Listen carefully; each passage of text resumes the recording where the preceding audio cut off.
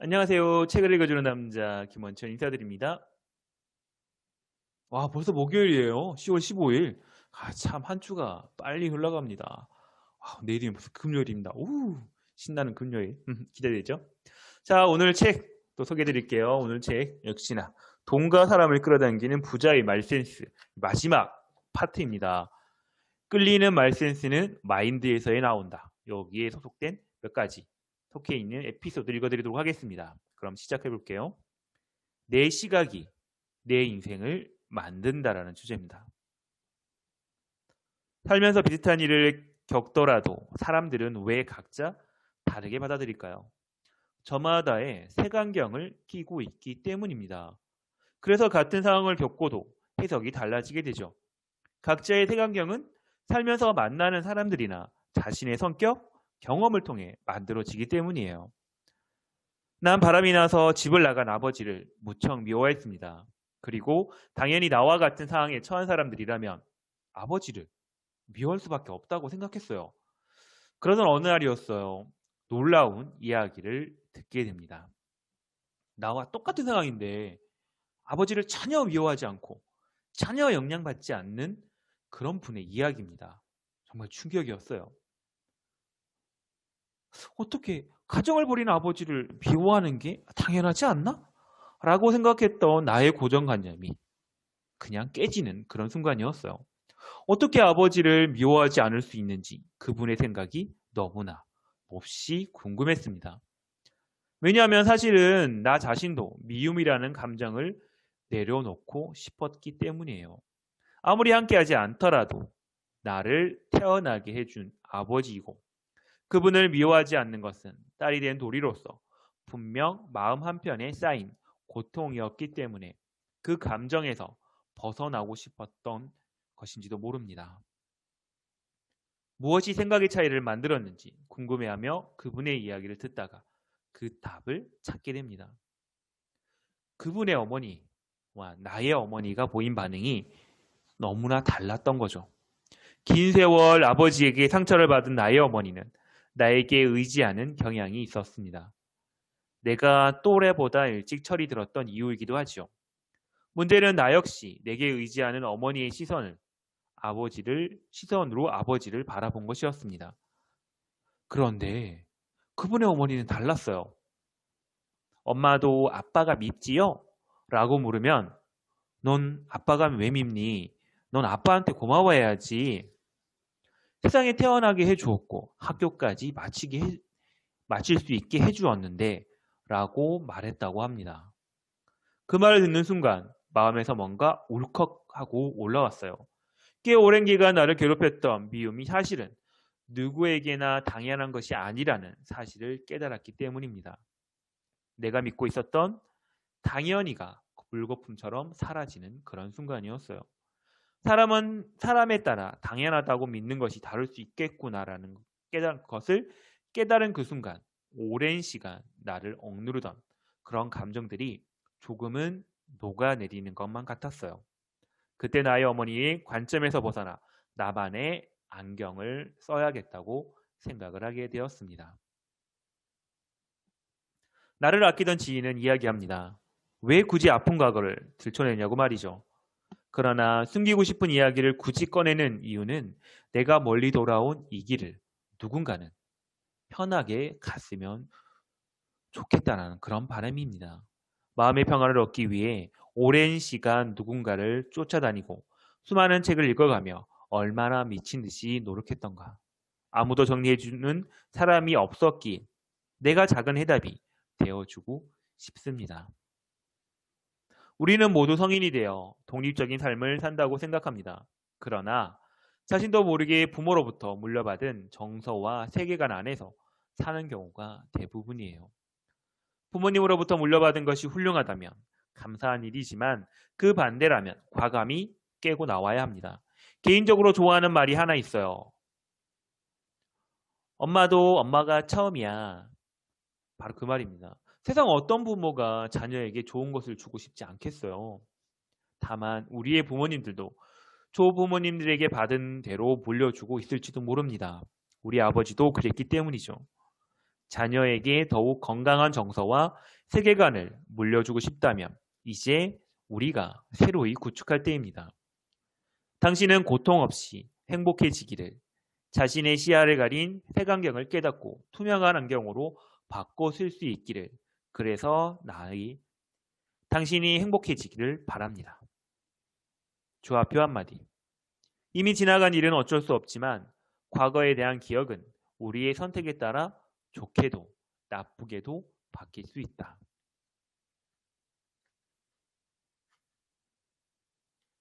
자, 다음 에피소드는 운명을 바꾸고 싶은 당신에게입니다. 외국의 어느 시골 마을에 살던 꼬마가 유능한 비즈니스맨으로 성공한 이야기가 있습니다. 어린 시절 그를 따라다니는 단어는 노동자, 패배자, 애정결핍이었어요. 어린 나이에도 힘들게 일을 하며 생활하던 중 우연히 집 근처의 부동산 중개소에서 인생을 바꿀 방법을 찾게 됩니다. 중개소의 지배인이 한 가지 이야기를 들려주었어요. 자네가 혹시 존경하는 사람이 있다면 닮고 싶은 모습을 매일 500번씩 반복하여 말하라 라고요. 돈 드는 일도 아니죠. 그렇기에 속는셈 치고 그의 말대로 따라했습니다. 이후 그는 거짓말처럼 최고의 부동산 중개인이자 비즈니스맨이 되었습니다. 인간의 뇌는 언제든 원하는 방향으로 변화시킬 수 있습니다. 이를 신경가소성이라고 합니다. 신경과학이 발달하면서 우리의 뇌가 고정적이지 않고 훈련을 통해 뇌 회로를 재배열할 수 있다는 점을 밝혀냈어요.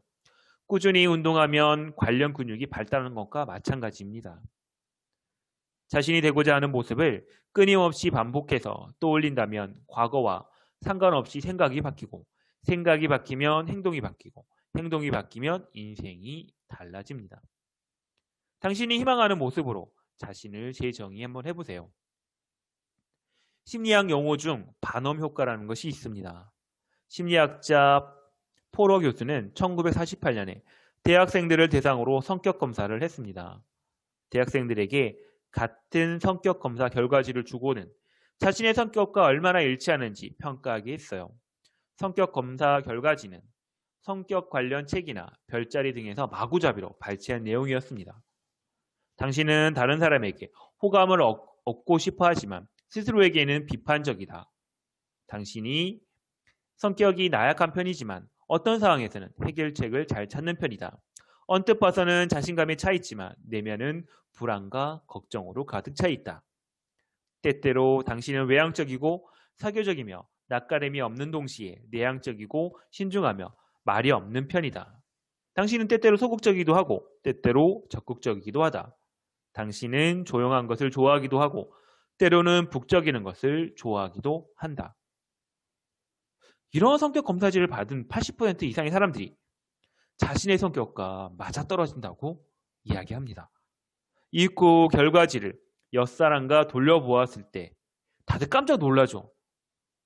결과지에 적힌 성격이 다 똑같이 쓰여있기 때문입니다.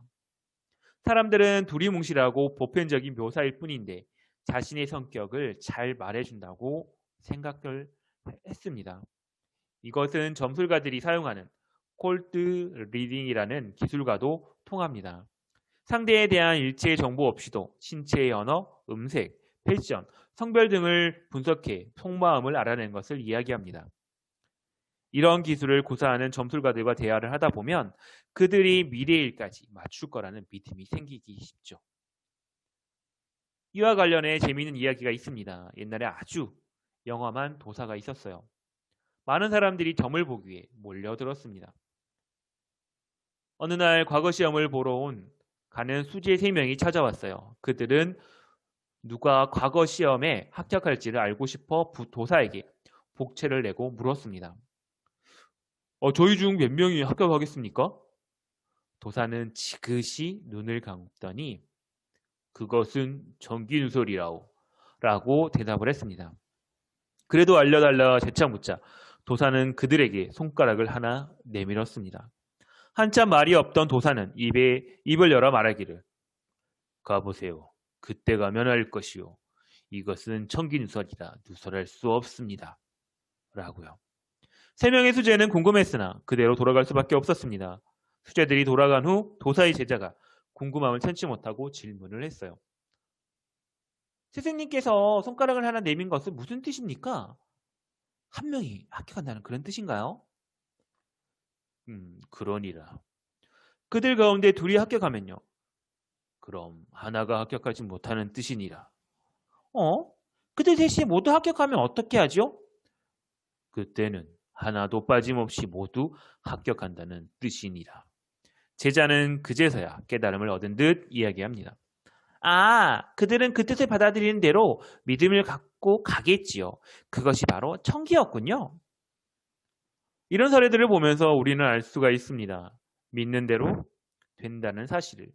점수가의 말을 듣고 믿는 그 순간부터 그 내용은 미래의 삶에 실제로 영향을 끼칩니다.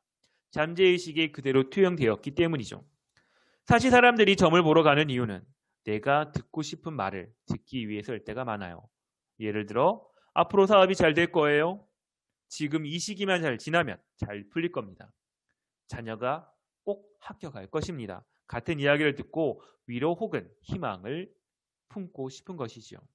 그렇다면 굳이 큰 돈을 내가면서 점집을 찾아가야 이유가 있을까요? 운명은 내가 사용하는 말이 만든다.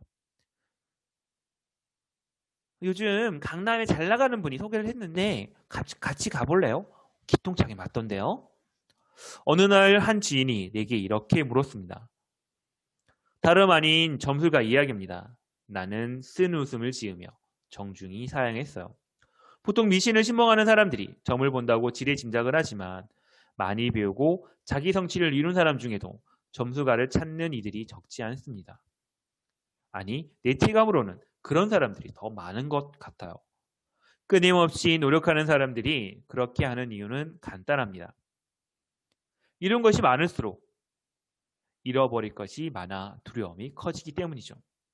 점술가가 하는 말을 전적으로 믿지는 않더라도 자신의 방향이 맞는지 확인하고 싶은 것입니다.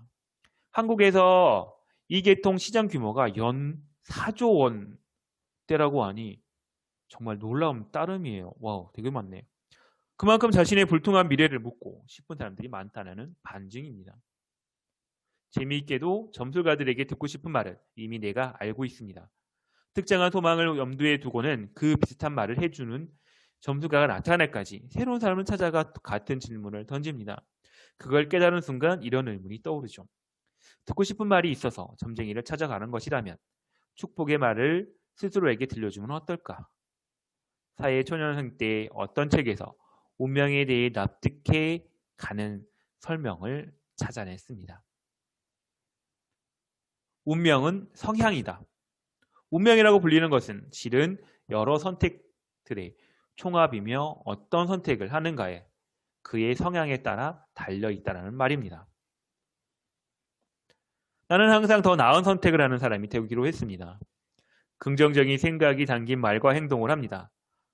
그렇게 하는 건 동쪽으로 이사를 하거나 몇 돌에 면나는 사람들과 이를 도모해보라는 점술가의 말보다 훨씬 나은 처방입니다.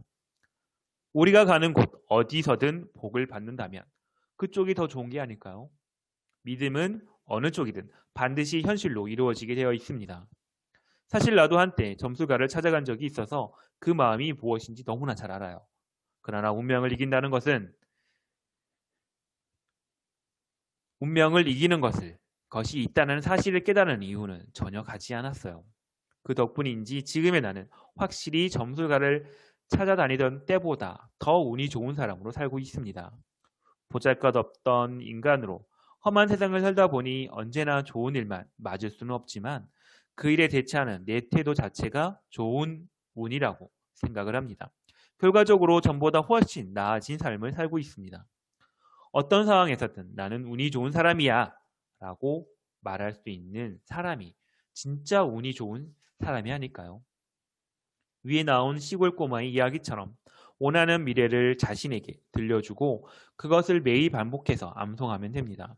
그러면 그것이 곧 나의 미래가 될 것이에요. 나의 미래를 누군가에게 손에 맡기지 마라. 왜냐하면 나의 선택이 잘못되었을 때 아무도 그에 대한 책임을 져주지 않기 때문이다.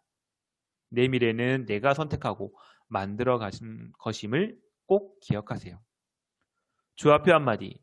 심은 대로 거두게 된다. 지금까지 어떤 씨앗을 심었고 앞으로 당신의 인생에 어떤 씨앗을 심고 싶은가? 네.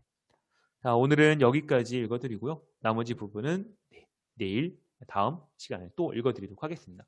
그럼 다음 시간까지 안녕!